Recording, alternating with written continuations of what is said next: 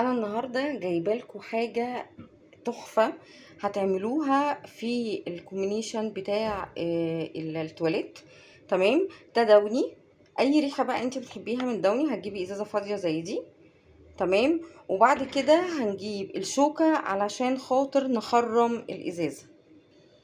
يعني انا دلوقتي هسخن الشوكه. تمام. مش عايزه اقول لكم الدوني ده بيخلي ريحه الحمام تحفه. كل اللي هيخش عندك الحمام وهيحط هيشد الكومبينيشن، هيخلي ريحه الحمام حلوه جدا. فهيسالك يقولك انتي حاطه ايه. هنسخن الشوكه بالطريقه دي ونبتدي نخرم الازازه من فوق. طبعا زي ما انتوا شايفين كده، يا رب يكون باين التخريمات بتاعتي اهي. تمام. تعالوا اقول لكم بقى هنحطها ازاي.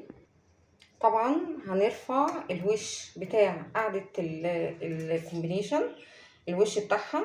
تمام. وهنحط الازازة بتاعتنا، وهوريكم بقى يعني تيجوا بعد كده هتحطوا الازازة وهتشدوا الزرار بتاع الكومبينيشن، هتلاقوا ريحة حلوة جدا جدا جدا. جربوها. ومش عايزة اقول لكم على الريحة بتاعتها، وهتخلي ريحة الحمام حلوة جدا وحاجة تحفة. انا طبعا حطيت الازازة. هتبتدي ان انتي تشدي الكومبينيشن، هتشم الريحة وهينزل كمان الرغاوي بتاعت الدوني، هتنضف الحمام.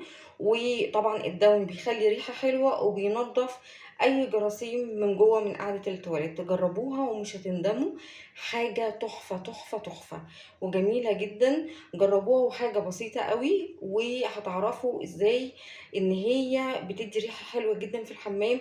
ومش هتبطلوا ان انتوا تعملوها نهائي. هتجربوها على طول وهتعملوها على طول.